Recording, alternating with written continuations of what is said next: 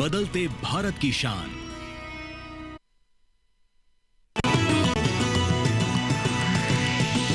DD किसान, बदलते भारत की शान।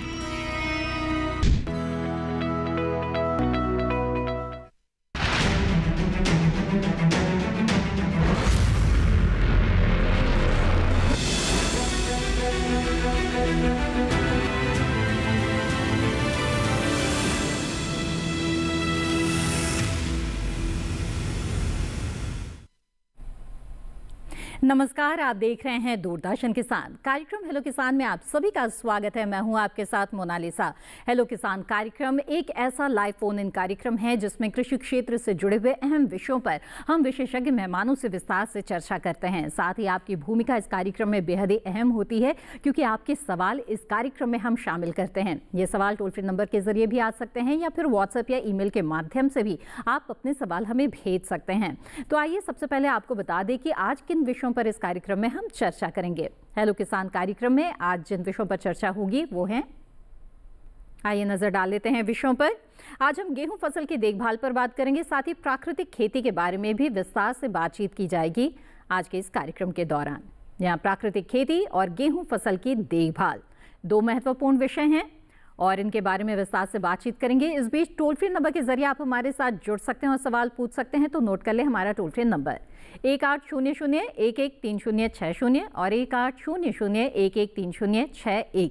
टोल फ्री नंबर के जरिए बातचीत के दौरान बस टीवी की आवाज़ बंद रखिएगा और फोन लाइन के जरिए बातचीत कीजिएगा, तो बातचीत में रुकावट नहीं आएगी। आगे बढ़ते हैं, व्हाट्सएप नंबर भी आपको बता देते हैं जिसके माध्यम से आप सवाल भेज सकते हैं। नंबर है 8800520717 और इसके अलावा ईमेल भी आप हमें भेज सकते हैं। ईमेल आईडी नोट कर ले, hellokisan2015@gmail.com। ईमेल आईडी के जरिए सवाल भेज रहे हों या फिर व्हाट्सएप के माध्यम से, ध्यान ये रखें कि सवाल के साथ साथ अपना नाम और स्थान भी जरूर लिखें। आइए अब परिचय कराते हैं हमारे विशेषज्ञ मेहमानों से। और हमारे साथ इस वक्त स्टूडियो में मौजूद है डॉक्टर दिनेश कुमार। आप प्रधान वैज्ञानिक हैं शस्त्र विज्ञान संभाग, IRI पूसा, नई दिल्ली से। बहुत बहुत स्वागत है आपका। साथ ही इस वक्त हमारे साथ कार्यक्रम में जुड़े हुए हैं डॉक्टर नवीन कुमार सिंह, अध्यक्ष कृषि विज्ञान केंद्र वाराणसी, उत्तर प्रदेश से। डॉक्टर नवीन, आपका भी बहुत बहुत स्वागत है इस कार्यक्रम में। जी हाँ, तो हमारे दोनों मेहमानों से आपका परिचय हमने करा दिया। अब आगे बढ़ते हैं और चर्चा की शुरुआत करते हैं। तो गेहूं फसल की आइए सबसे पहले बात करें, प्रमुख खाद्यान्न फसल है हमारी। तो डॉक्टर दिनेश, हमें ये बताएं कि जिन किसानों ने गेहूं की फसल ली हुई है, अभी का जो ये समय है उनके लिए कितना ये महत्वपूर्ण है, किस तरह के समसामयिक कार्य करना इस वक्त बेहद ही ज़रूरी है अच्छी पैदावार के लिए? जी, आमतौर पर गेहूँ की फसल की बुआई 1 नवंबर से शुरू हो जाती है और लगभग 15 दिसंबर तक चलती रहती है। जिन किसान भाइयों ने समय से गेहूं की बुआई की है, यानी 25 नवंबर तक जो बुआई कर ली गई है उसको समय से बुआई माना जाता है, और जो 25 नवंबर के बाद आप कर रहे हैं वो पछेती बुआई मानी जाती है। जो समय से बोई गई फसल है वो धीरे धीरे अब ब्यात की ओर बढ़ने लगी है, यानी कुछ समय बाद उसमें ब्यात का आना शुरू हो जाएगा। और ऐसे समय पे सही सिंचाई व्यवस्था बहुत ज़रूरी है, साथ ही साथ उर्वरक प्रबंधन, और इसके अलावा इस फसल को आपको खरपतवारों से भी बचाना है। दूसरी तरफ जो किसान भाई पछेती बुआई कर रहे हैं या कर चुके हैं, उनको भी विशेष सावधानी बरतने की ज़रूरत है। अगर अच्छा आप फसल का ध्यान रखेंगे तो पछेती बुआई से भी आप अच्छी पैदावार ले सकते हैं। बात यही है कि आपको अपनी फसल का अच्छे से ध्यान रखना होगा। अच्छी पैदावार अगर आप हासिल करना चाहते हैं तो फसल की अच्छी तरह से देखभाल करना बेहद ही ज़रूरी है। और ऐसे में किन किन बातों का ध्यान रखना है, इसके बारे में विस्तार से बातचीत करेंगे आगे। आइए उससे पहले नजर डाल लेते हैं इस रिपोर्ट पर।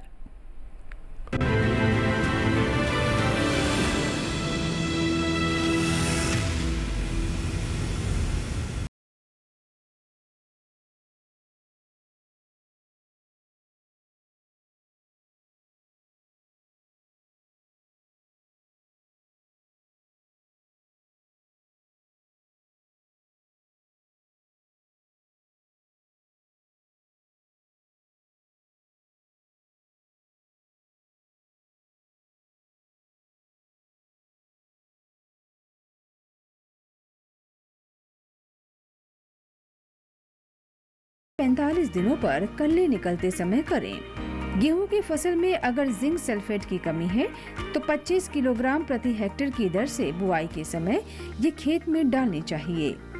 अगर इसके बाद भी जिंक सल्फेट की कमी दिखाई देती है तो 0.5% जिंक सल्फेट का पर्णीय छिड़काव जरूर करें। गेहूं की फसल की संपूर्ण अवधि में लगभग 35 से 40 सेंटीमीटर जल की आवश्यकता होती है। इसके छत्रक जड़ें निकलने और बालियों के निकलने की अवस्था में सिंचाई बहुत जरूरी होती है, नहीं तो उपज पर विपरीत प्रभाव पड़ता है। गेहूं के लिए सामान्यतः 4 से 6 सिंचाइयों की आवश्यकता होती है। वहीं खरपतवार से भी गेहूं की फसल को बचाना जरूरी है।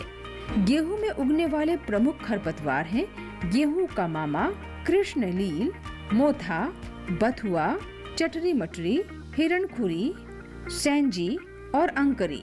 साथ ही अंकरा, जंगली जई, जंगली पालक और जंगली गाजर भी गेहूं की प्रमुख खरपतवार है। संकरी और चौड़ी पत्ती वाले खरपतवारों की रोकथाम के सल्फोस्फ्यूरॉन 45 WP की 33 ग्राम या मेटासल्फ्यूरॉन मिथाइल 5% की 40 ग्राम मात्रा को 600 से 800 लीटर पानी में घोलकर पहली सिंचाई के बाद लेकिन 30 दिनों की अवस्था से पहले प्रति हेक्टेयर छिड़काव करें। यहाँ ध्यान रखें कि फसल में किसी भी तरह की दवा का छिड़काव करने से पहले कृषि विशेषज्ञों की सलाह जरूर लें।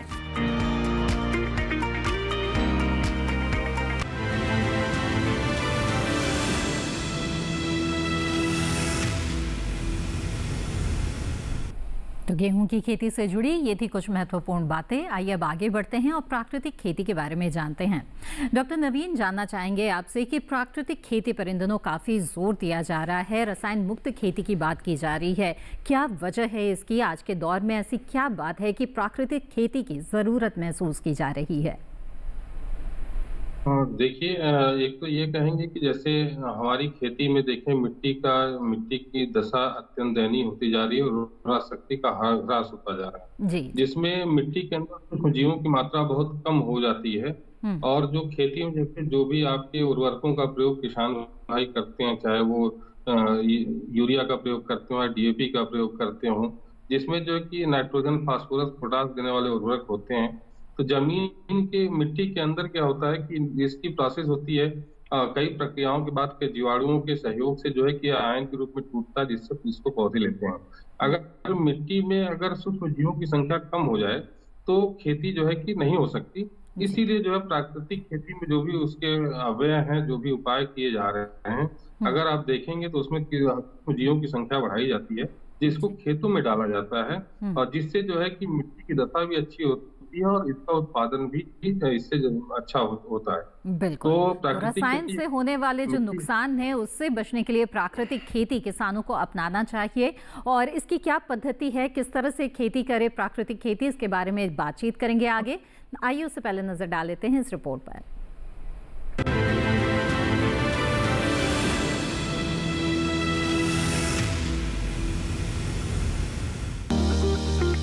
प्राकृतिक यानी ऐसी खेती जिसमें रसायन का बिल्कुल भी इस्तेमाल नहीं किया जाता हो, इसलिए प्राकृतिक खेती को रसायन मुक्त खेती भी कहा जाता है।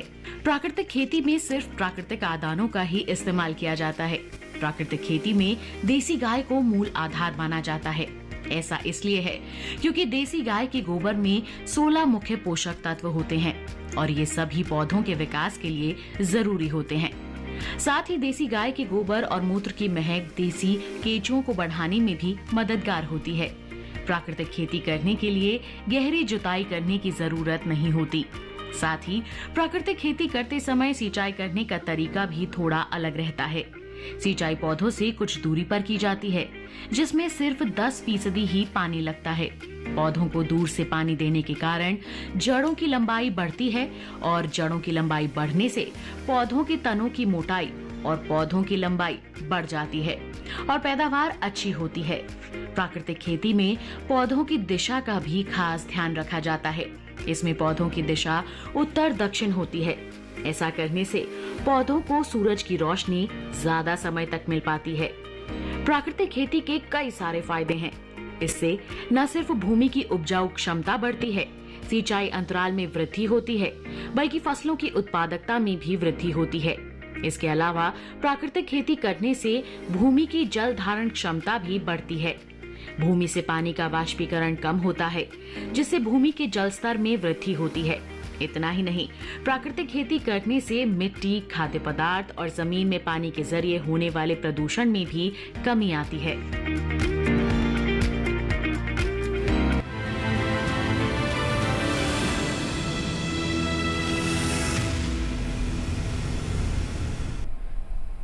जी हाँ, तो इस रिपोर्ट के जरिए जाना आपने कि प्राकृतिक खेती किस तरह से की जाती है, इस पर आगे बातचीत करेंगे। लेकिन आइए गेहूं की खेती के बारे में भी और बातचीत को आगे बढ़ाते हैं।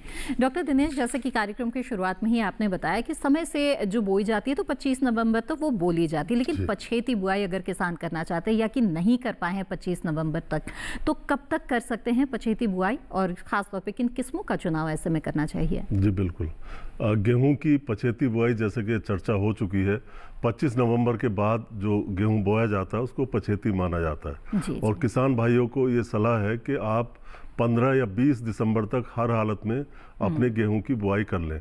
कई बार होता क्या है कि जैसे गन्ना आपका देर से कटा, या कपास की फसल देर से उसमें चुनाई हुई, या अरहर की फसल है देर से कटी, तो वहाँ पे किसान भाइयों का जो गेहूं है वो देर से बोया जाता है।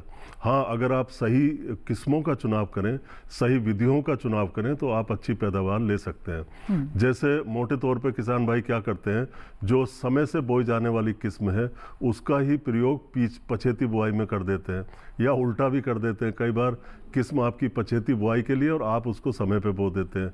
तो किस्मों का सही चुनाव बहुत ज़रूरी है। इसके लिए आपको गेहूं की पछेती किस्में चुननी है, और 2-4 किस्मों के नाम मैं आपको बता देता हूं। जैसे हमारा उत्तर पश्चिमी मैदानी क्षेत्र हैं, पंजाब, हरियाणा, दिल्ली, पश्चिमी उत्तर प्रदेश, इनके लिए पछेती बुआई के लिए HD 3298 एक बहुत अच्छी किस्म है। इसके अलावा JKW 261, HD 3059, DBW 173 और HD 3231 आदि 3271 आदि किस्में हैं। इसी तरीके से जो हमारा पूर्वी भाग है, पूर्वी मैदानी क्षेत्र है, बिहार, पूर्वी उत्तर प्रदेश, बंगाल आदि, इनके लिए उपयुक्त किस्मों में जैसे HD 3118, HD 3271, DBW 107, HD 2985 इत्यादि किस्में हैं। इसी प्रकार मध्य भारत है, सेंट्रल जोन है हमारा, उसमें मध्य प्रदेश है, तो इसके लिए जैसे किस्म है HD 3407, HI 1633 और राज 4238। तो इस तरीके से आप जो पछेती किस्में हैं उनका ही चुनाव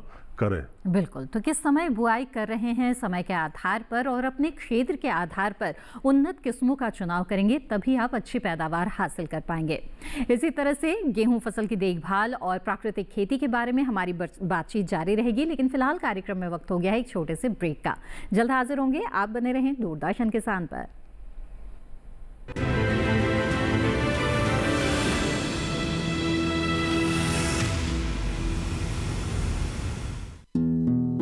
हर साल फसल कटाई के बाद पराली जलाना कई तरह के प्रदूषण और स्वास्थ्य समस्याओं को जन्म देता है। पराली जलाने से पर्यावरण में carbon dioxide, carbon monoxide, nitrogen oxide, sulphur dioxide और मीथेन की अधिकता हो जाती है, जिससे लोगों को आंखों में जलन, सांस लेने में दिक्कत, खुजली और एलर्जी जैसी समस्याएं बढ़ जाती हैं। ऐसे मौसम में अस्थमा के मरीजों को ज्यादा समस्या होती है।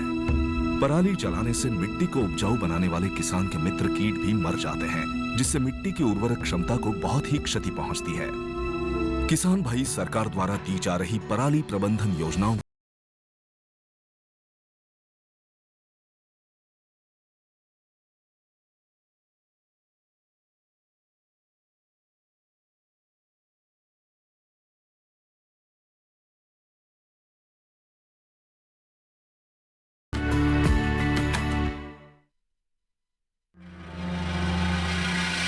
हर साल लाखों एकड़ खेतों में पराली जला दी जाती है, जिससे प्रदूषण बढ़ता है।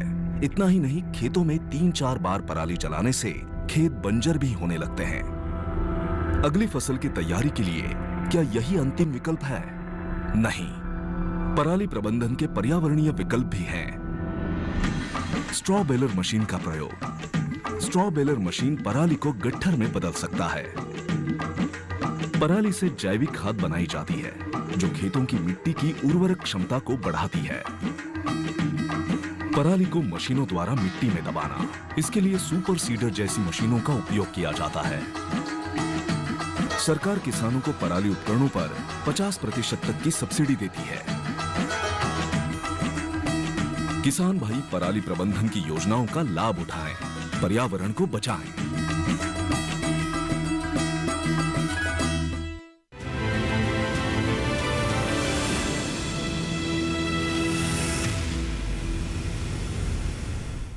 ब्रेक के बाद आप सभी का फिर से स्वागत है। आप देख रहे हैं कार्यक्रम हेलो किसान। इस कार्यक्रम में आज हम बात कर रहे हैं गेहूं फसल की देखभाल और प्राकृतिक खेती के बारे में। इन विषयों से जुड़े हुए सवाल अगर आप पूछना चाहते हैं तो आप हमारे टोल फ्री नंबर पर कॉल कर सकते हैं या फिर व्हाट्सएप ईमेल के माध्यम से भी सवाल भेज सकते हैं और इनकी डिटेल्स टीवी स्क्रीन पर लगातार आपको दिखाई जाती है।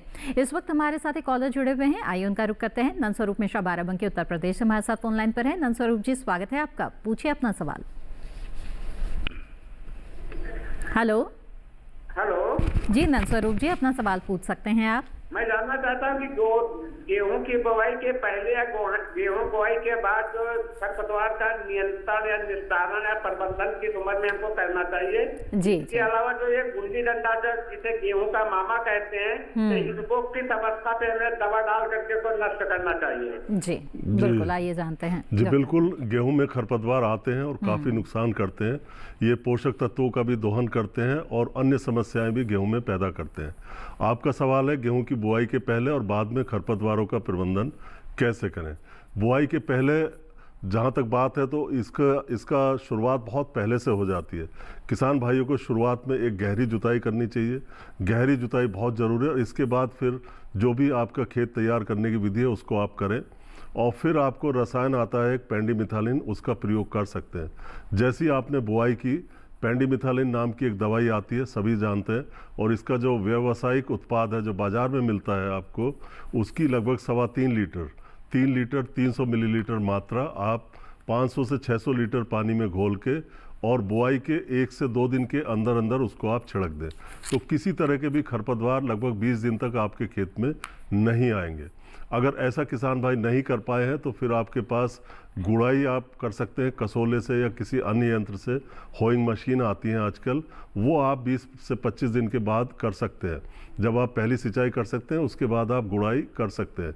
इसके अलावा अगर बाद में आपके खरपतवार आते हैं, गेहूं का मामा या चौड़ी पत्ती वाले अनेक तरह के खरपतवार इसमें आते हैं, इनके नियंत्रण के लिए आप मेट सल्फ्यूरान नाम की एक दवाई आती है 4 ग्राम, ये चौड़ी पत्ती के खरपतवारों को मारती है, और दूसरी सल्फोसल्फ्यूरान आती है, ये सकरी पत्ती के खरपतवार जैसे गेहूं का मामा है इन सबको मारती है। इसकी 25 ग्राम मात्रा, एक की 4 ग्राम मात्रा, दूसरे की 25 ग्राम सक्रिय तत्व की मात्रा प्रति हेक्टर के हिसाब से प्रयोग करनी है 500 से 600 लीटर पानी में घोल बना के। और एक बात आपको ध्यान रखनी है कि बुआई के 20 से 25 दिन बाद इसका छिड़काव करना है। तो जो बाद में खरपतवार आते हैं उनका नियंत्रण आप इस दवाई से कर सकते हैं। बेहतर हमेशा यही रहेगा कि आप हाथ से खरपतवारों को निकाल दें, खुरपी से निकाल दें, निकाई गुड़ाई कर दें। अगर वो संभव नहीं है तो आप निश्चित तौर पे रसायनों का प्रयोग भी कर सकते हैं। बिल्कुल, नंदस्वरूप जी, विस्तार से जाना आपने खरपतवार प्रबंधन गेहूं की फसल में किस तरह से करना है। आगे बढ़ते हैं, अगले कॉलर का रुख करते हैं। विकास पटेल जी इस वक्त हमारे साथ बरेली उत्तर प्रदेश से जुड़े हुए हैं। विकास जी, स्वागत है आपका, पूछे अपना सवाल। विकास जी, कृपया टीवी की आवाज बंद कर दीजिएगा, बातचीत में रुकावट आएगी। जी अपना सवाल पूछें। जी विकास जी। मैं जैसे अगेती में मैंने 327 लगाया। जी, कौन सी फसल लगाई है आपने? गेहूं। अच्छा, ठीक है। अगेती मैंने 327 लगाया है और 3059 लगाया है, तो पछेती में कौन कौन सी वैरायटी अच्छी रहेंगी? जी 3059 तो वास्तव में पछेती का था, आपने कब लगाया इसको? सर ऐसा था, हम केवीके से आते हैं तो वहाँ से हमें दिया था, तो उन्होंने कहा अच्छा रहेगा। चलिए 10-15 दिन पहले लगाया होगा आपने ना? अभी बोया लगभग 3-4 दिन हुए। हाँ तो ठीक, बिल्कुल आपने सही चयन किया और केवीके ने आपको सही जानकारी दी। आपको 3059 ही लगाना था पछेती में। इसके अलावा आप 3298 भी लगा सकते हो, 3298 या फिर JKW 261 और DBW 173 भी पछेती बुआई के लिए आपके क्षेत्र के लिए संस्तुत है। बिल्कुल विकास जी, उम्मीद है आपके सवाल का जवाब मिल गया होगा। कृषि विज्ञान केंद्र से भी आपको उचित जानकारी मिली है और भी किन किस्मों का चुनाव आप कर सकते हैं इसके बारे में भी डॉक्टर दिनेश से आपने जान लिया है। आगे बढ़ते हैं और डॉक्टर नवीन आपका रुख करना चाहूंगी और प्राकृतिक खेती के बारे में जानना चाहूंगी।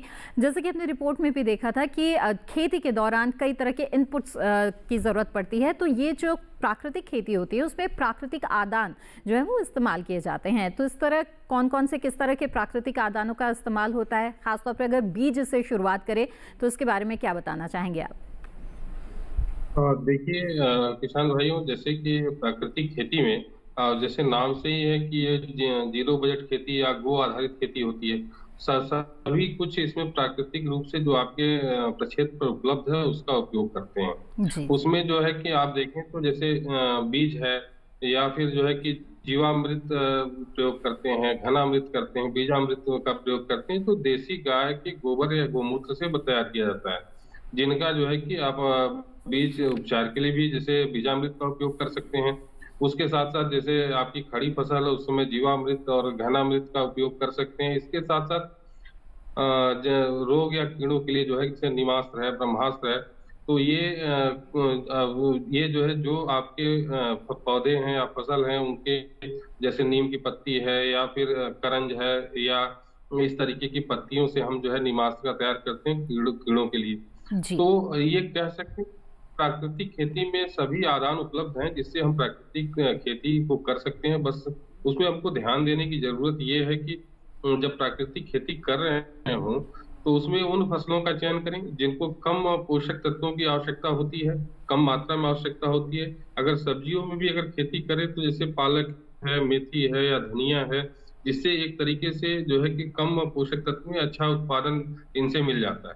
तो ये इन सब्जियों की खेती कर सकते हैं। साथ ही साथ वो उन फसलों को जो फसलें अधिक मात्रा में पोषक तत्वों की मांग करती हैं तो वहां पे थोड़ा सा उत्पादन कम होता है पहली बार, लेकिन 2-3 वर्षों में खेत की स्थिति अच्छी हो जाती है जिससे फसल का उत्पादन अच्छा मिलने लगता है। जी बिल्कुल। तो डॉक्टर नवीन आगे भी जानकारी लेंगे आपसे प्राकृतिक खेती के बारे में, साथ ही गेहूं की खेती के बारे में भी यहाँ पर बातचीत जारी रहेगी, लेकिन फिलहाल कार्यक्रम में वक्त हो गया है एक और छोटे से ब्रेक का। आप बने रहें दूरदर्शन किसान पर।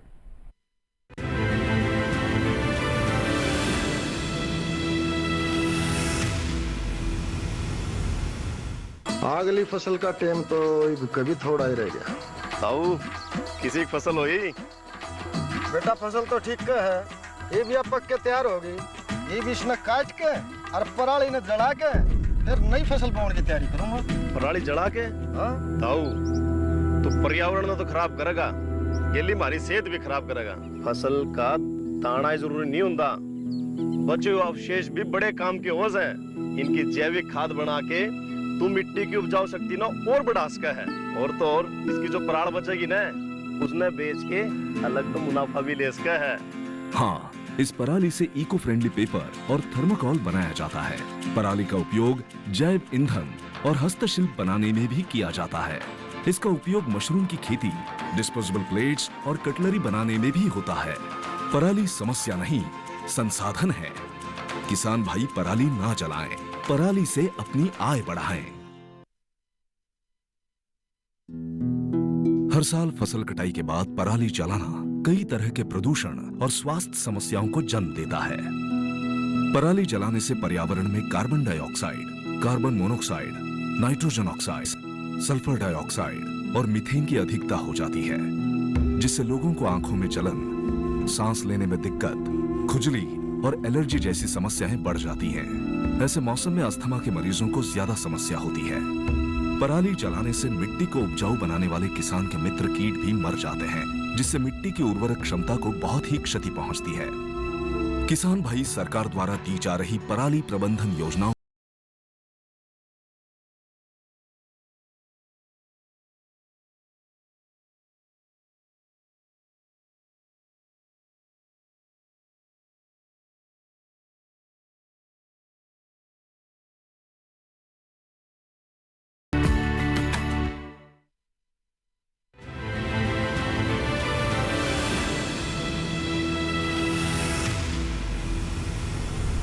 ब्रेक के बाद आप सभी का फिर से स्वागत है। आप देख रहे हैं कार्यक्रम हेलो किसान।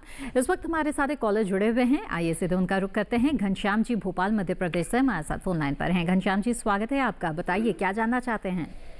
मैडम मैंने 22 नवंबर को बोनी की है गेहूँ की। अच्छा ठीक है। तो उसमें पीलापन आ रहा है, मैंने पानी भी दे दिया है, पानी तो कम है लेकिन दे दिया है, फिर भी पीलापन आ रहा। आपने उर्वरक डाले थे बुआई के समय या देसी खाद? बीज को सही अंकुरित करके बोया। हाँ, नहीं वो ठीक है। आपने पर्याप्त मात्रा में उर्वरक और खादों का प्रयोग किया था शुरू में? आप जी दिया ना, डीएपी दिया है उसमें जी, और यूरिया भी दिया है बाद में पानी लगा के। ठीक है। खड़ी फसल में तो यूरिया नहीं डीएपी नहीं डाला आपने? नहीं, अभी नहीं डाला, पहले ही डाला था शुरू होते टाइम। तो अभी भी फसल पीली हो रही है। आपकी भारी मिट्टी तो नहीं है? पानी तो नहीं रुकता उसमें? पानी तो नहीं रुकता उसमें आपकी मिट्टी में? लग रहा है संपर्क टूट गया। काली मिट्टी है सर। हाँ, देखिए कई बार ऐसा होता है कि पीलेपन के बहुत सारे कारण होते हैं। एक कारण उसमें यह भी है कि गेहूं पानी के प्रति बहुत ही सहिष्णुता रखता है। मतलब अगर ज़्यादा पानी लंबे समय तक 2 दिन 3 दिन खड़ा रहा तो इसका रंग पीला हो जाता है। कारण ये होता है कि जो यूरिया आपने डाला है, जो नाइट्रोजन पौधे ज़मीन में मौजूद है, पानी भरने के कारण वो अमोनियम में बदल जाती है। यानी जिस अवस्था पे नाइट्रोजन को गेहूं का पौधा लेता है वो अवस्था मिट्टी में नहीं रहती पानी भरने से। और कई बार पानी खेत में पड़ा बहुत सारा खड़ा है तो गेहूं पानी भी नहीं ले पाता। तो सबसे ज़रूरी, सबसे पहला आपके लिए यही सुझाव है कि पानी जब भी लगाएं बहुत हल्की मात्रा में लगाएं। आपकी मिट्टी में पानी ज़्यादा रुकता है। और अभी अगर पानी खड़ा हुआ है तो उसको आप तुरंत निकाल दें। इसके बाद आप इंतज़ार कीजिए 2-4 दिन, और जो यूरिया आपने पहले से डाला हुआ है वो आपकी फसल को मिल जाएगा और इसका रंग अपने आप ही हरा हो जाएगा। आपको चिंता करने की ज़रूरत नहीं है। पानी का ठीक से प्रबंध आपको करना है। बिल्कुल घनश्याम जी, उम्मीद है कि आप ज़रूर इस सलाह पर अमल करेंगे और इस समस्या से, यानी कि फसल के पीलेपन की इस समस्या से छुटकारा मिल जाएगा। आगे बढ़ते हैं और डॉक्टर नवीन, आपसे जानना चाहेंगे कि जैसे अभी बातचीत में आपने बीजामृत का जिक्र किया, तो जानना चाहेंगे कि किस तरह से बीजामृत तैयार किया जाता है, इसे किस तरह से और कब छिड़काव इसका करना चाहिए और इससे क्या लाभ हैं? देखिए किसान भाइयों, जैसे जीवामृत तैयार करने के लिए जैसे गाय का गोबर आप 10 किलो ले लें, गोमूत्र 10 लीटर ले लें और गुड़ 2 केजी, इसमें बेसन चाहे वो चने का हो या फिर किसी भी दलहनी फसल का हो, अरहर का हो या मूंग का हो, यह 2 किलोग्राम। और 1 किलो जो है मिट्टी, कहीं भी जो है कि आपके पीपल के पेड़ के नीचे की अगर मिट्टी ले लें जिसमें सूक्ष्मजीवों की संख्या ज्यादा होती है, इसको अच्छी तरीके से मिला करके और 200 लीटर पानी में इसको घोलना होता है। 200 लीटर पानी में घोल करके इसको जो है कि आप रख दें और 24 से 48 घंटे बाद क्लॉकवाइज जो है कि इसको लकड़ी से या किसी डंडे से चलाना होता है जिससे अच्छी तरीके से मिल जाए।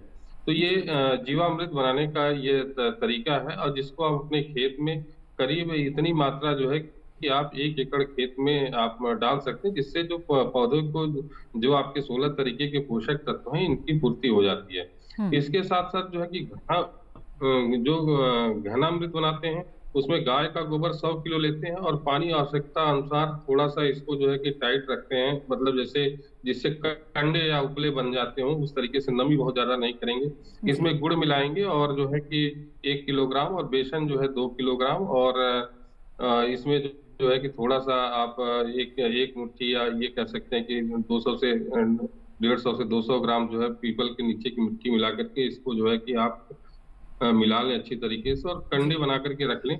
जब भी आपको आवश्यकता हो सिंचाई, जैसे आप खेतों में जिस समय जैसे यूरिया की टॉप ड्रेसिंग करते हैं सिंचाई के बाद, उस समय भी आप खेतों में इसको भुरभुरा करके मिला सकते हैं या सिंचाई के पहले खेत में दे दें। तो इससे भी जो है कि आपका जो पोषक तत्व सभी तरीके के पोषक तत्व मिल जाते हैं। इसके साथ साथ इसमें जो सूक्ष्मजीवों की संख्या बढ़ जाती है जो मिट्टी में घुलनशील पोषक तत्व जैसे फास्फोरस है, तो ये भी पौधों को मिलना सुलभ हो जाता है। तो इससे क्या होता है कि आपकी फसल अच्छी दिखने लगती है और फसल अच्छी हो जाती है। बिल्कुल जी। डॉक्टर नवीन, दोबारा आपसे संपर्क करेंगे और इस बारे में बातचीत को आगे बढ़ाएंगे, लेकिन इस बीच हमारे साथ अगले कॉलर जुड़ गए हैं, उनका सवाल यहाँ पर ले लेते हैं। अरविंद कुमार जी उत्तर प्रदेश हमारे साथ जुड़े हुए हैं। अरविंद जी, स्वागत है आपका, पूछे अपना सवाल। अरविंद जी, मेरी आवाज मिल रही है क्या आपको? जी मिल रही है आपकी। जी, आप अपना सवाल पूछ सकते हैं। मैडम, मेरा सवाल ये है, जैसे गेहूं में जिंक और सल्फर की कमी कैसे महसूस करें, क्या पहचान है उसकी? बिल्कुल, तो बहुत सारे किसानों को इस समस्या से जूझना पड़ता है। डॉक्टर दिनेश, क्या करें? देखिए, जिंक की कमी गेहूं में जब आती है तो गेहूं के आप शुरू की अवस्था में आती है, जब इसमें ब्यात बन रहा होता है उस समय ही आती है। इसके बाद अगर ये अवस्था निकल गई तो जस्ते की कमी गेहूं में नहीं आती है। इस समय पे आप अपने पौधे की पत्तियों को देखना, बीज की पत्तियां, जो पौधे की बीज की पत्तियां हैं उन पे भूरे रंग के छोटे छोटे धब्बे बनते हैं और ये धब्बे बड़े होकर फिर वो पूरी पत्ती पे फैल जाते हैं और सारी पत्ती भूरी हो जाती है और फिर ये नीचे की तरफ नीचे की पत्तियों को भी भूरा कर देते हैं। ये इसकी पहचान है। आमतौर पे जिनकी जो कमी है वो गेहूं में बहुत कम देखी जाती है अगर आपने जस्ते का प्रयोग धान की फसल में किया है। धान की फसल में जस्ते का प्रयोग अगर आपने किया है तो आपको कोई चिंता की जरूरत नहीं कि गेहूं में हमें जस्ता डालना है। और 3 साल में एक बार धान की फसल में आपने मान लो जस्ता डाल दिया तो आपका गेहूं की ज़रूरत पूरी हो जाती है। ये आपको ध्यान रखना है। दूसरा, गंधक की कमी के लक्षण ये हैं कि जो गेहूं की ऊपर की पत्तियां हैं, ऊपर की पत्तियां पीली होती हैं, नीचे की पत्तियां हरी रहती हैं। अगर ऐसे पौधे आपको ज़्यादा मात्रा में दिखाई दें तो आप समझ लीजिए गंधक की कमी है। नाइट्रोजन की कमी आप पहचान सकते हैं, वो नीचे की पत्तियों पे आती है और जो गंधक की कमी है वो गेहूं की ऊपर की पत्तियों पे आती है। तो इस तरह से आप नाइट्रोजन और गंधक की कमी की पहचान कर सकते हैं और ये पहचान का ज़्यादा फायदा तब मिलता है आपको अगर आप फसल को बोने के पहले मिट्टी की जांच कराते और उसमें अगर कोई रिपोर्ट आती गंधक की कमी है तभी आपको डालना है। अपनी मर्जी से आप पोषक तत्वों का प्रयोग ना करें, आर्थिक नुकसान होगा और मिट्टी पे जबरदस्ती आप किसी तत्व की मात्रा बढ़ाएंगे। बिल्कुल, इसलिए किसी भी फसल को लेने से पहले जो मिट्टी की जांच है वो करवा लेना बेहद ही आवश्यक होता है। किसानों के लिए इसमें काफ़ी सारे लाभ छुपे हुए हैं। आगे बढ़ते हैं, अगला सवाल लेते हैं। व्हाट्सएप के जरिए हमारे बहुत सारे दर्शक सवाल भेज रहे हैं। एक सवाल भेजा है पूनम जी ने मध्य प्रदेश से। डॉक्टर नवीन, पूनम जी जानना चाहती हैं कि प्राकृतिक खेती करते समय पौधों की दिशा किस तरफ होनी चाहिए? देखिए, प्राकृतिक खेती करते समय या किसी भी खेती को करते समय जब लाइन से बुआई करते हैं तो दिशा जो है पूरब से पश्चिम होती है। पूरब से पश्चिम अगर पौधों की अगर बुआई करते हैं तो उसमें क्या होता है कि एक तो रोशनी बहुत अच्छे से मिलती है। सुबह जब प्रकाश संश्लेषण की क्रिया का जो समय है वो बहुत अच्छा, एक तो सुबह के समय या फिर शाम के समय अच्छी तरीके से हो जाती है, पौधों पे धूप अच्छे से मिल जाती है। दूसरा, जब हवा चलती है तो उसमें पौधे गिरते नहीं है। तो जब भी रखें तो वो पूरब से पश्चिम जो है पौधों के जो बुआई करें या पौधों को लगाएं तो इस पूरब से पश्चिम की तरफ लगाएं। जी बिल्कुल। तो इसी तरह से प्राकृतिक खेती और गेहूं फसल की देखभाल के बारे में हमारी चर्चा जारी रहेगी। आप भी अपने सवालों के साथ जुड़ते रहें इस कार्यक्रम में। फिलहाल रुकते हैं एक और छोटे से ब्रेक के लिए। बने रहें दूरदर्शन किसान पर।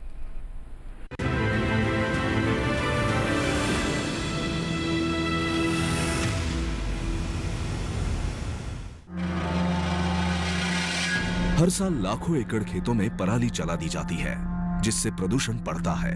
इतना ही नहीं, खेतों में 3-4 बार पराली जलाने से खेत बंजर भी होने लगते हैं।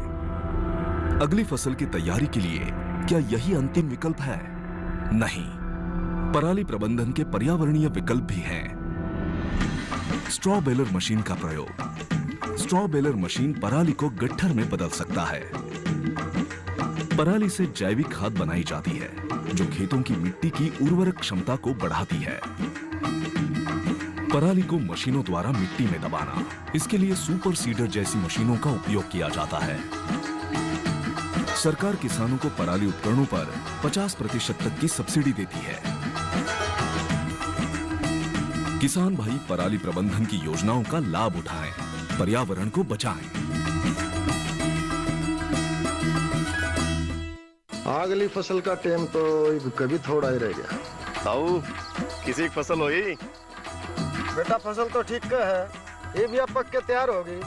ये भी इसने काट के और पराली ने जड़ा के फिर नई फसल बोने की तैयारी करूंगा। पराली जड़ा के? ताऊ, तो पर्यावरण तो खराब करेगा, ये हमारी सेहत भी खराब करेगा। फसल का ताना जरूरी नहीं होता, बचे हुए अवशेष भी बड़े काम के होज हैं। इनकी जैविक खाद बना के तू मिट्टी की उपजाऊ शक्ति ना और बढ़ा सका है। और तो और इसकी जो पराल बचेगी ना, उसने बेच के अलग तो मुनाफा भी ले सका है। हाँ, इस पराली से इको फ्रेंडली पेपर और थर्मोकोल बनाया जाता है। पराली का उपयोग जैव ईंधन और हस्तशिल्प बनाने में भी किया जाता है। इसका उपयोग मशरूम की खेती, डिस्पोजेबल प्लेट्स और कटलरी बनाने में भी होता है। पराली समस्या नहीं, संसाधन है। किसान भाई पराली ना जलाएं, पराली से अपनी आय बढ़ाएं।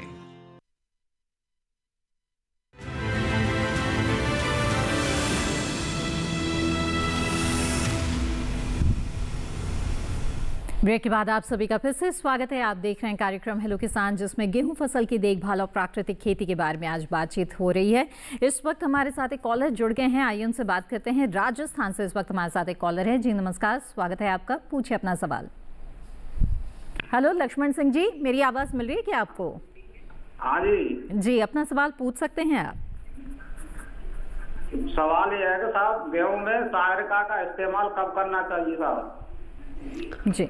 जी देखिए, किसान भाइयों को हम तो यही सलाह देंगे कि जो पोषक तत्वों की आपूर्ति है, पोषक तत्वों की आपूर्ति आप मिट्टी की जांच के आधार पर करें। और इस तरह के उत्पाद के बारे में, चूंकि ये प्राइवेट उत्पाद हैं और इस तरह के उत्पाद के बारे में कोई हमारा अनुभव नहीं है रिसर्च करने का, तो हम इसके बारे में संस्तुति आपको नहीं दे पाएंगे। जी लक्ष्मण जी, उम्मीद है आपके सवाल का जवाब मिल गया होगा। आगे बढ़ते हैं, व्हाट्सएप के जरिए सवाल आया है, कार्यक्रम में शामिल करते हैं। तूफान सिंह जी ने उज्जैन से सवाल भेजा है, जानना चाहते हैं। उन्होंने लिखा है कि हमारी गेहूं 1 नवंबर की है, पहले पानी पर हमने 25 किलो डीएपी 25 किलो यूरिया दे दिया है, क्या 19-19-19 की ज़रूरत है या फिर किस अवस्था में दे सकते हैं? जी डॉक्टर दिनेश जी, देखिए किसान भाई को सबसे पहले मैं यही सलाह दूंगा सभी को कि डीएपी का प्रयोग आप कभी भी खड़ी फसल में ना किए। आज भी अज्ञानतावश या ज्ञान की कमी होने के कारण हमारे बहुत सारे किसान भाई डीएपी खाद को खड़ी फसल में डाल देते हैं। इसका आपको कोई भी लाभ नहीं मिलेगा, खास करके फास्फोरस का। तो हमेशा डीएपी खाद को आपको बुआई के समय डालना है। अगर आपको खड़ी फसल में गेहूं की मान लीजिए डालना है तो यूरिया की मात्रा लगभग 20-25 किलोग्राम यूरिया आप मोटे तौर पे प्रति एकड़ के हिसाब से गेहूं की फसल में पहले पानी पे दे दें और 20-25 किलो यूरिया आप दूसरे पानी पे दे दें। यहाँ मैं यही आपको सलाह दूंगा कि आप डीएपी का प्रयोग ना करें। हाँ, शुरू में आपने एनपीके खाद का प्रयोग किया, वो बहुत अच्छी बात है, और एनपीके खाद जो आप बुआई के समय इसको प्रयोग करें तो ज़्यादा लाभ मिलेगा आपको। और खड़ी फसल में अगर आप छिड़कते हैं तो कोई ख़ास लाभ आपको मिलने वाला नहीं है। रही बात छिड़काव की, तो आप छिड़काव यूरिया का कर सकते हैं, एनपीके खाद का कर सकते हैं। घोल आपको 2% से ज़्यादा नहीं बनाना। कई बार किसान भाई गाढ़ा घोल बना देते हैं तो फसल को नुकसान होता है, तो ऐसा आप कर सकते हो। जी जी, आइए अब आगे बढ़ते हैं। अगले कॉलर जुड़ गए हमारे साथ, रंजीत कुमार जी सुपौल बिहार से। रंजीत जी स्वागत है आपका, पूछिए अपना सवाल। हेलो जी नमस्ते मैम। जी नमस्कार रंजीत जी, बताइए क्या जानना चाहते हैं? हमारा यानी कि गेहूं पे सवाल है इसका, यानी कि उर्वरक और पानी कैसे यानी कि उत्तर बिहार में यानी कि दिया जाएगा, यानी हमारे खेत में नमी बहुत ज्यादा रहता है। अच्छा जी जी, ठीक है। जी बिल्कुल, देखिए इस सवाल पे बहुत ज़्यादा रिसर्च हुई है कि पहले यूरिया लगाया जाए या पानी लगाया जाए। तो जहाँ आपकी मिट्टी में नमी पर्याप्त रहती है ऊपर की तह में, तो वहाँ पर निश्चित तौर पे आपको पहले पानी तो है ही, उसमें नमी है ही, फिर उसके बाद आप यूरिया लगाएं। और जो बहुत हल्की मिट्टियाँ होती है उनमें आप यूरिया लगाने के बाद हल्का पानी लगा दें। तो इस तरह से आप कर सकते हैं। ज़्यादातर दशाओं में पानी तो रहता ही है, नमी रहती है। किसान भाई यही करते हैं कि पानी लगाने के बाद यूरिया का प्रयोग करते हैं, लेकिन कुछ खास दशाएं हैं जिसमें आप पहले यूरिया डाल सकते हैं, बाद में हल्का पानी लगा सकते हैं। जी बिल्कुल, और सिंचाई के बारे में भी जानेंगे आगे, लेकिन इस बीच एक सवाल ले लेते हैं। व्हाट्सएप के जरिए सवाल भेजा है सुधांशु जी ने बरेली उत्तर प्रदेश से, जानना चाहते हैं कि प्राकृतिक खेती करते समय कीटों से बचाव के लिए क्या करें? जी डॉक्टर नवीन। देखिए, प्राकृतिक खेती से किसान भाई अगर कीटों से आप बचाना चाहते हैं तो जैसे एक ब्रह्मास्त्र बनाते हैं और उसमें जो है कि 10 लीटर गोमूत्र ले लेते हैं, नीम की पत्ती 2 किलो धतूरे की पत्ती, 2 किलो मदार की पत्ती, थोड़ा सा जो है कि जो तंबाकू की पत्ती है या गांठ है वो जो है कि 1 किलो ले लेते हैं। इसको जो है कि कम से कम आप गोमूत्र मिला करके कम से कम आपको जो है 15 से 20 दिन इसको सड़ाते हैं। उसके बाद इनको छान करके 1 लीटर ये जो छाना हुआ रहेगा इसके साथ 10 लीटर पानी मिलाएंगे और इस तरीके से अगर आप छिड़काव करते हैं तो बहुत सारे कीटों से बचाव हो जाता है। लेकिन इसके साथ साथ प्राकृतिक खेती में कीटों से बचाव के लिए आप जैसे उन चीजों का भी प्रयोग कर सकते हैं, जैसे आप ट्रैप लगा सकते हैं या फिर जो है कि येलो की ट्रैप है या इस तरीके के ट्रैप जिनमें कोई रसायनों का उपयोग नहीं किया जाता, ऐसे ट्रैप का उपयोग आप कर सकते हैं, तो आपकी फसल जो है कीटों से बची रहेगी। बिल्कुल।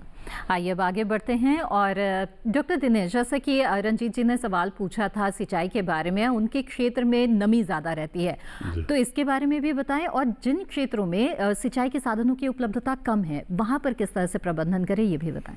जी बिल्कुल। देखिए, जिन क्षेत्रों में सिंचाई की सुविधा कम है वहाँ पे निश्चित तौर पे आपको जो जल का संरक्षण है, मिट्टी का करना है। इसके लिए शुरू से ही आपको ध्यान रखना होगा। जैसे आप मल्चिंग कर सकते हैं, जो हमारे शुष्क क्षेत्र हैं वहाँ पे आप जो पुरानी फसल के अवशेष हैं उनसे मल्चिंग कर सकते हैं, यानी उनको बिछा सकते हैं। इसके अलावा बहुत हल्का 1 या 2 सेंटीमीटर गुड़ाई करने से भी पानी आपके गेहूं के खेत में कंजर्व रहता है। इन सब बातों का आपको ध्यान रखना है। जहां सिंचाई के साधन पर्याप्त मात्रा में उपलब्ध हैं वहां तो ठीक है, 5 से 6 सिंचाई दे देंगे, लेकिन कई बार ऐसा होता है सिंचाई आपके पास 2 या 3 ही है, तो उस दशा में आपको फैसला करना होता है कि ये पानी में कौन सी दशा पे लगाऊं। तो सबसे महत्वपूर्ण है कि अगर 2 पानी हमारे पास हैं तो पहला पानी बुआई के 20 से 25 दिन बाद, जब उसमें जो क्राउन रूट्स हैं, जड़ निकलती हैं, और दूसरा 40 से 45, दूसरा आपको 80 से 85 दिन बाद, जब आपकी पुष्पावस्था होती है। तो पहला पानी 20 से 25 दिन बाद, दूसरा 80 से 85 दिन बाद। अगर 3 पानी है हमारे पास तो पहला पानी निश्चित तौर पे 20 से 25 दिन बाद, दूसरा पानी हमें 60 से 65 दिन बाद लगाना, जब इसमें गांठ अवस्था आती है, गांठें बननी शुरू हो जाती हैं, और तीसरा पानी जब इसमें दुग्धावस्था, दूध आती है, दूध की अवस्था, तब आप 100 से 105 दिन पर ये अवस्था आती है तो आप सिंचाई करें। यानी आप जो सिंचाइयों की संख्या के आधार पर उनका जो समय है वो निर्धारित कर सकते हैं। इसके अलावा बहुत तरह की दूसरी भी अप्रोच आ रही हैं जिनके आधार पर आजकल पानी लगाने का समय का आप पता कर सकते हैं। जी। आइए अब आगे बढ़ते हैं और अगला सवाल शामिल करते हैं। व्हाट्सएप के जरिए सवाल भेजा है करण जी ने उत्तर प्रदेश से। कहते हैं कि मैं प्राकृतिक लहसुन की खेती करना चाहता हूं, कैसे करूं? डॉक्टर नवीन, क्या सुझाव होगा आपका इनके लिए? जो कंद वाली फसलें हैं, लहसुन या प्याज, इसमें प्राकृतिक खेती में बड़ा अच्छा उत्पादन मिलता है, क्योंकि जमीन का ऑर्गेनिक मैटर बढ़ जाता है और इसके साथ साथ मिट्टी की संरचना अच्छी रहती है, भुरभुरी रहती है। और इसमें जो अगर लहसुन की खेती करनी है तो आप लहसुन जैसे आप लगाते हैं वैसे लगाएं और प्राकृतिक खादों का प्रयोग करें। और इसके साथ साथ जैसे कुछ प्रक्रियाएं हैं कि बाद में जब आप उसको जो है निकालते हैं या जब तैयार हो जाता है लहसुन, तो उससे कम से कम 15 से 20 दिन पहले लहसुन की पत्तियों को बांध दिया जाता है। लहसुन की पत्तियों से बांधने से जो है कि उसका जो लहसुन है जो बैठता है, क्लोव बैठता है, वह जो है कि उसकी साइज ठीक ठाक हो जाती है। और इसके साथ साथ जो है उसको काफी दिनों तक वो खराब नहीं होती, उसको रख सकते हैं आप। तो प्राकृतिक जैसे आप उसमें ज्यादा से ज्यादा जो है कि आपका जो घनामृत है, इसमें घनामृत का बहुत उपयोग है लहसुन की खेती में, तो आप जो है घनामृत का उपयोग कर सकते हैं, तो इससे आपकी लहसुन की पैदावार अच्छी हो। बिल्कुल। आइए अब कार्यक्रम में आगे बढ़ते हैं और अगला सवाल यहाँ पर शामिल करते हैं। अंकुर सहाय जी ने आजमगढ़ उत्तर प्रदेश से सवाल भेजा है। जानना चाहते हैं कि गेहूं की फसल में पाउडरी मिल्ड्यू रोग होने के मुख्य कारण क्या है और क्या उपाय है? जी, पाउडरी मिल्ड्यू गेहूं की फसल में आता है, देर की अवस्था पे आता है, और इसमें क्या सफ़ेद रंग का पाउडर पत्ती के ऊपर इकट्ठा हो जाता है, और इससे कई बार प्रकाश संश्लेषण की जो क्रिया है पत्ती की वो बाधित होती है और पैदावार पे असर आता है।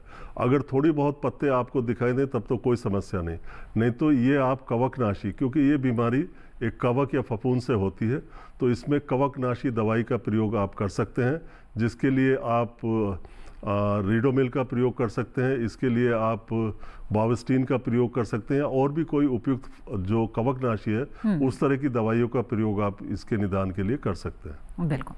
तो इसी तरह से गेहूं फसल की देखभाल और प्राकृतिक खेती पर बातचीत जारी रहेगी। वक्त हो चला है एक और छोटे से ब्रेक का। जल्द हाजिर होंगे। आप बने रहें दूरदर्शन किसान पर।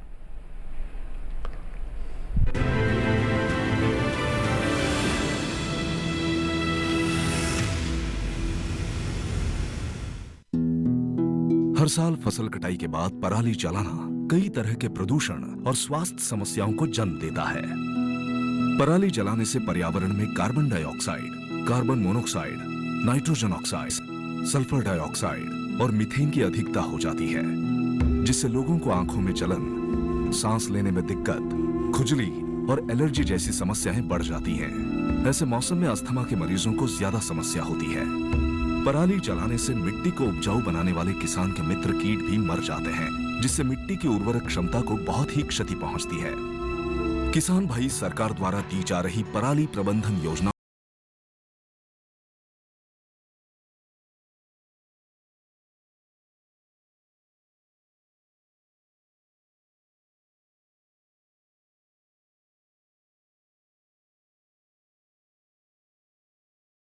बचाएं।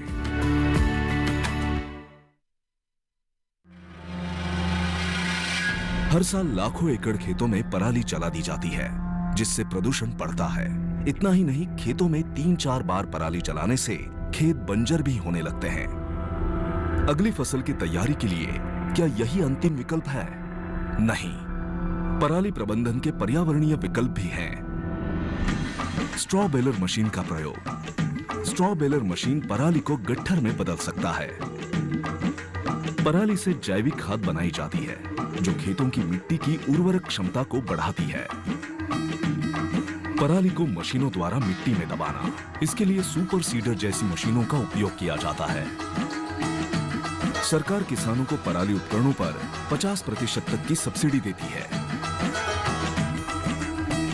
किसान भाई पराली प्रबंधन की योजनाओं का लाभ उठाएं, पर्यावरण को बचाएं।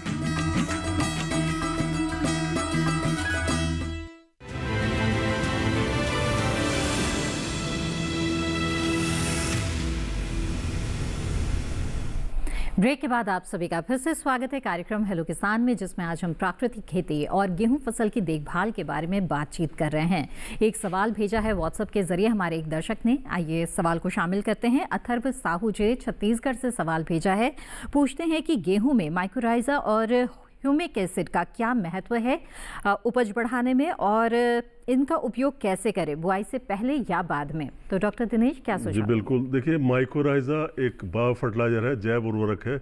इसका प्रयोग ज़्यादातर किसान भाइयों को करना चाहिए, और गेहूं में भी नहीं, बहुत सारी फसलों में इसके लाभ देखे गए हैं, और ये बहुत सस्ता उपाय है। इसका टीका आता है, जब आप बीज बोते हैं, बुआई करते हैं, तो उस समय माइकोराइजा के टीके से बीज उपचार कर दें, तो आपके खेत में ये चला जाएगा, और फिर बार बार आपको माइकोराइजा से बीज के उपचार की ज़रूरत नहीं पड़ेगी। इससे क्या होता है, ये फास्फोरस को मिट्टी में घोलता है, और फास्फोरस के साथ साथ दूसरे पोषक तत्वों की भी उपलब्धता ये बढ़ाता है, यानी एक लाभकारी है। इसका प्रयोग सभी किसान भाइयों को करना चाहिए, और ज़्यादातर फसलों में आप इसका प्रयोग कर सकते हैं। दूसरा ह्यूमिक एसिड है। आजकल बाज़ार में किसान भाइयों के लिए बहुत सारे उत्पाद आ गए हैं कि आप इसका छिड़काव कर दीजिए, उसका छिड़काव कर दीजिए, हज़ारों चीज़ें हैं, लेकिन आपको सोच समझ के छिड़काव करना। जब तक आपको अनुभव ना हो, किसी वैज्ञानिक से बात ना हुई हो, केवीके से बात ना हुई हो, तब तक इस तरह के पदार्थों का छिड़काव आप अपनी फसलों में ना करें। कई बार फालतू का आपका खर्चा हो जाता है और उससे कोई लाभ भी नहीं होता। जहाँ तक ह्यूमिक एसिड का प्रश्न है, आप जब जैव पदार्थ, आप जब गोबर की खाद, कंपोस्ट खाद, वर्मी कंपोस्ट, कोई भी जैव पदार्थ, पराली धान की जब खेत के अंदर दबा देते हैं, तब उससे ऑटोमेटिक अपने आप ही ह्यूमिक अम्ल पैदा हो जाता है, ह्यूमिक एसिड पैदा हो जाता है। ये जैव पदार्थ से ही पैदा होता है। जब आपका ऑर्गेनिक मैटर, जैव पदार्थ मिट्टी में गलता सड़ता है, तो ये फल्विक एसिड, ह्यूमिक एसिड और ह्यूमिन, ये सारी चीज़ अपने आप मिट्टी में बना देता है। तो आपको बाहर से डालने की ज़रूरत ही नहीं। क्यों आप अपना खर्चा बढ़ाएंगे? मैं तो यही सलाह दूंगा, जो हमारी देसी खाद है, गोबर की खाद है, कंपोस्ट खाद है, इन खादों के ऊपर आप पैसा खर्च करें, इनको मिट्टी में डालें। इनसे ऑटोमेटिक आपकी मिट्टी में ह्यूमिक एसिड बन जाएगा, तो बाहर से आपको बढ़ाने के लिए कोई ज़रूरत नहीं होगी। बिल्कुल, बहुत ही अच्छा सुझाव दिया डॉक्टर दिनेश आपने। आगे बढ़ते हैं, अगला सवाल शामिल करते हैं। प्राकृतिक खेती से जुड़ा हुआ सवाल है शिवम जी का, हरियाणा से, पूछते हैं कि इस मौसम में प्राकृतिक खेती करते समय किन बातों का ध्यान रखना चाहिए? जी डॉक्टर नवीन। देखिए शुभम जी, इस समय मेरी आपको सलाह ये है कि जैसे एक महत्वपूर्ण उपादान होता है प्राकृतिक खेती का आच्छादन, तो ठंडियों में जब भी प्राकृतिक खेती। जी डॉक्टर नवीन, चलिए, लग रहा है हमारा संपर्क टूट गया है। यहाँ पर बातचीत को आगे बढ़ाएंगे और गेहूं फसल में लगने वाले कुछ रोग व कीट की बात यहाँ पर कर लेते हैं। माहू कीट का प्रकोप कई बार फसल में देखा जाता है, तो डॉक्टर दिनेश बताएं हमें कि किन अवस्था में ऐसा होता है और क्या करना चाहिए किसानों को ऐसे स्थिति में। बिल्कुल, देखिए हमेशा तो माहू कीट गेहूं में नहीं आता है, लेकिन कभी कभी ये आ जाता है, तो आपको इसकी पहचान शुरू से करनी होगी, क्योंकि एक बार इसका हमला हो गया तो फिर निरंतर थोड़ा मुश्किल हो जाता है। इसकी जो मौसम अनुकूल है, उसमें मौसम थोड़ा ठंडा हो, हल्की बारिश हो, बदली छाई हो, उस तरह के जो जलवायु जब हमारी हो जाती है तब माहू का प्रकोप देखा जा सकता है। और अगर इसका प्रकोप आता है तो उपयुक्त आप रसायनों द्वारा इसका नियंत्रण कर सकते हैं। हाँ, एक ही चीज़ मैं कहूँगा कि आपको ज़्यादा चिंता की ज़रूरत नहीं है, सिर्फ आप अपनी फसल की निगरानी करते रहें और बहुत कम चांस है कि माहू कीट आएगा, लेकिन अगर आ जाता है तो आप पहचान करके उसका नियंत्रण जरूर करें। बिल्कुल, आइए आगे बढ़ते हैं। डॉक्टर नवीन हमारे साथ दोबारा जुड़ गए हैं। डॉक्टर नवीन, आप आच्छादन के बारे में हमें बता रहे थे, बताएं। जी, तो इसमें जैसे धान का पुआल है, जब भी आप सब्जियां लगा रहे हैं, आप कोई खेती कर रहे हैं, जो खाली जगह है वहां पे आच्छादन उससे कर दें।